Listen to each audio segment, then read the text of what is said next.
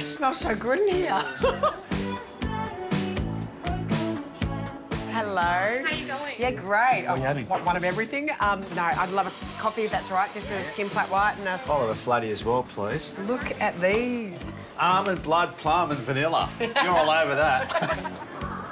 But you've got to love Melbourne, the cafe culture, the energy, the buzz. I mean, at times, Peter, it almost feels bohemian. Well, it's pretty cool. But what if you're a rusted-on local, you love the scene, but you've always dreamt of living in a farmhouse with a veggie patch? Well, wouldn't you move to the country? Well, not necessarily so. Let me show you what I mean. This one's going to be interesting.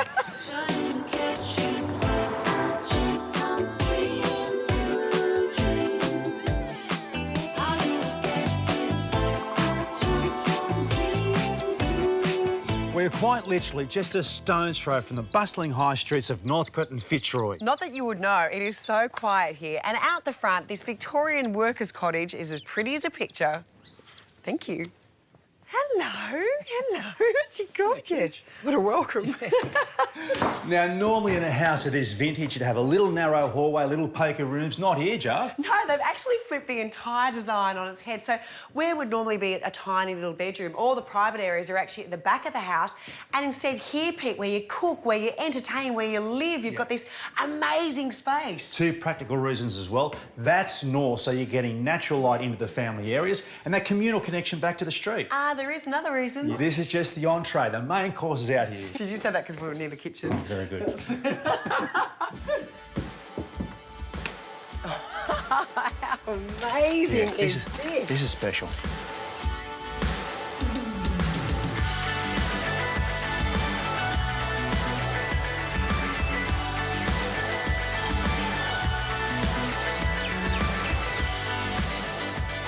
People are really familiar with the idea of multi-generational living, but usually it's a case where the kids are wondering what they're going to do with their elderly parents, whether it be mum, dad or both of them. Here it's the complete opposite. It's the owner who decided to build her own house out the back and then renovate the cottage out the front for her kids because she's just wondering how they're going to afford to live in inner city living with everything they've got going on. It's a question a lot of families are trying to answer. Now, the normal response might have been to put a second story on the original house, but no, they've broken the buildings up and scattered them like little farmhouse buildings up against the boundary, opening up this central courtyard. It's kind of like a modern take on village living.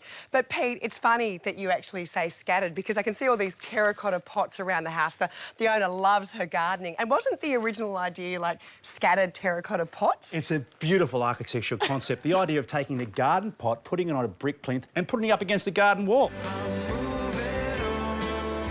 Yeah, and how great is this idea of using terracotta roof tiles? I mean, we've all seen them. They've probably gone a little bit out of fashion, which is crazy because they actually have so many benefits. Thermally, they're very stable and they never need maintenance. There's a reason probably why they say Melbourne is built on Northcote clay. Yeah, but also they're a porous material. So even though they look fantastic now, over time, they're going to weather and patina and actually become a living organism. So you're going to actually feel more immersed in nature than you already are. Yeah, simply, they're roofing tiles hung vertically. So clever. Yeah.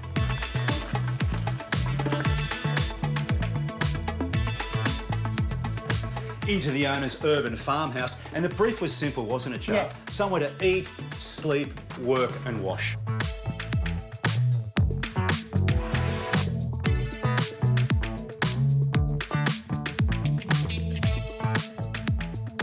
Even though it's a fairly modest floor plan, they've been really clever with the use of skylights and voids and things like this massive hooded window. It means that this sitting room has the most amazing light in here.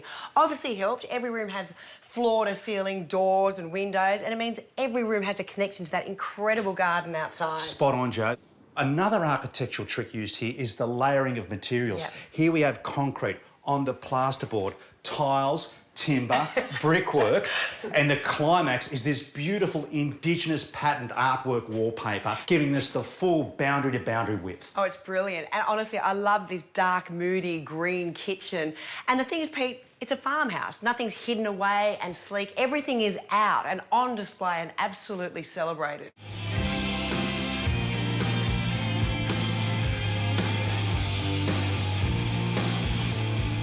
In terms of the overall plan, this central spine lines up with the original front door. Another way of tying all these buildings together, along with the terracotta, carried across the threshold into this rear laneway, which is lined in the old bluestone, which is another signature material of Victoria. But it also marks a separate entry to this rear farmhouse building. The other thing I think is really cool is the architect is a mad comic book fan, and he's translated the dark lines around characters in architecture, and marked it with the black piping, the black window frames and the black seams, using it like a black texter, articulating the forms and the materials.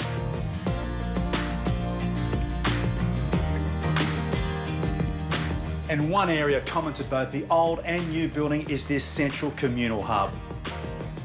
I love this. This has got a bit of everything. It's the music room, it's the dining area when you've got big parties, it's the home office, it's the library. You've even got a pull-out bed for when guests stay, and that actually doubles as a movie screen. But not just the fun stuff, because on the other side of that wall, there's a communal laundry as well, so they're economical on that front. But this is one architectural act where the buildings aren't the main focus. Unheard of. It's all about this, a little bit of country in the city.